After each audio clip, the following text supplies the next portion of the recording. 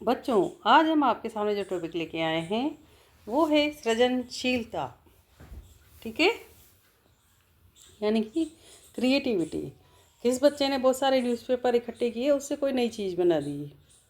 किसी ने ये खाली बिस्लरी की बोतल इकट्ठी की, बोतल से कोई फ्लावर बना दिया, है ना, गमला बना दिया।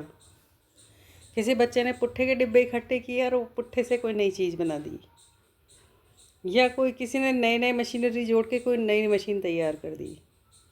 ठीक है, तो ये जब इस तरह की गतिविधियाँ होती है तो उसको बोलते हैं अपन सृजनशीलता या क्रिएटिविटी, जो क्रिएट क्रिया से बना है। ठीक है, इसके लिए क्रिएटिव शब्द भी काम में आता है। क्या शब्द काम में आता है? क्रिएटिव। कोई बच्चा अपने दिमाग का इस प्रकार उपयोग करता है कि चीज़ों का नए नए तरीके से नवीनीकरण कर देता है, तो हम क्या क्या कहते हैं?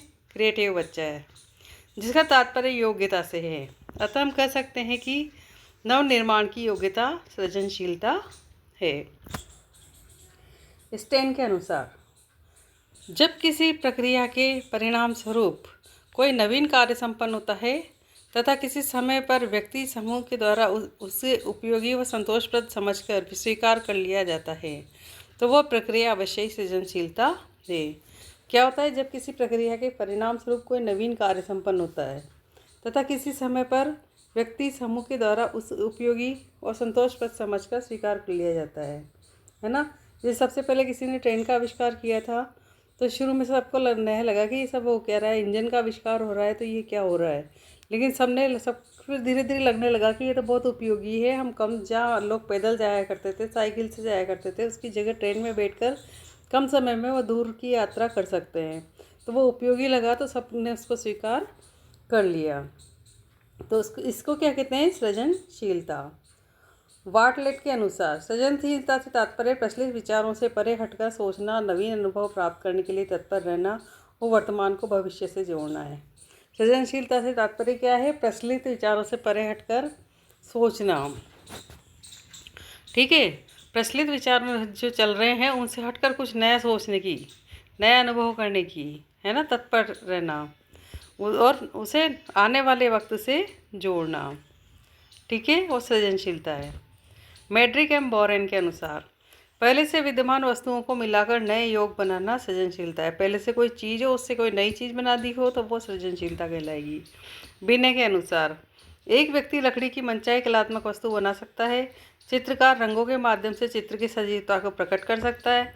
मूर्तिकार और वस्तुविद भी अपनी अपनी कलाओं की छाप छोड़ते हैं। यही सृजनशीलता है। सृजनशीलता की विशेषता है। सृजनशीलता जन्मजात व अर्जित योग्यता है। सृजनशीलता अपसारी चिंतन है। सृजनशीलता व बुद्धि तथा सृजनशीलता व शैक्षिक उपलब्धि में कोई सहसंबंध नहीं होता, किंतु इसके लिए सामान्य बुद्धि का होना अनिवार्य है। क्या है कि सामान्य बुद्धि वाला व्यक्ति भी इस तरह के कार्य कर सकता है। ठीक है, इसमें इसके लिए क्या होता है कि सृजनशीलता व बुद्धि तथा सृजनशीलता व शैक्षिक उपलब्धि में कोई सहसंबंध नहीं होता है। इसके लिए सामान्य बुद्धि का होना अनिवार्य है। सृजनशीलता सार्वभौमिक होती है। सृजनशीलता का मुख्य आधार चिंतन है और सृजनशीलता उत्पादन से संबंधित है। सृजनशीलता के घटक। धारा प्रवाहिता, इससे तात्पर्य लगातार अनुक्रिया करने से है। धारा प्रवाहिता से क्या मतलब है? कि लगातार व्यक्ति कुछ न कुछ नया करता रहता है।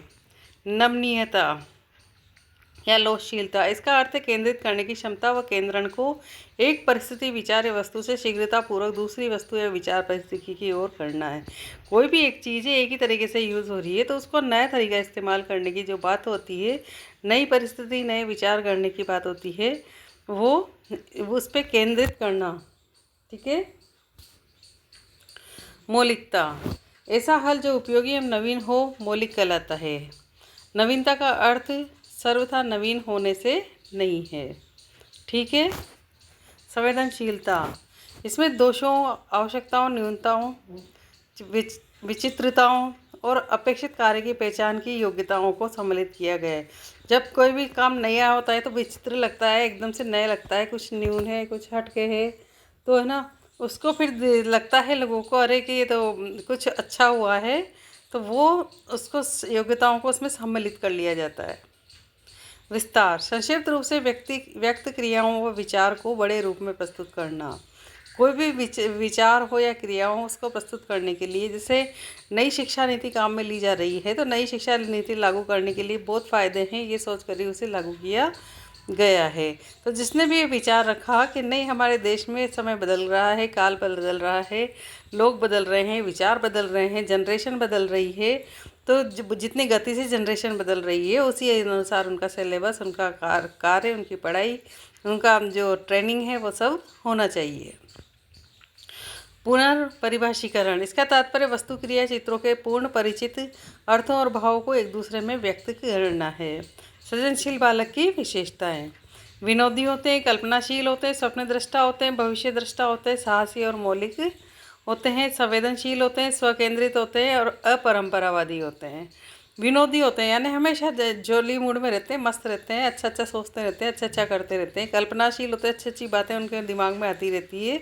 स्वप्न दृष्टा होते हैं, नया करने का स्वप्न देखते हैं। भविष्य दृष्टा होता है, भविष्य में ये चीज़ बहुत काम आएगी, ये सोचकर भविष्य दृष्टा होते हैं। साहसी होते हैं, उनमें करने की कोई कार्य करने की हिम्मत होती है।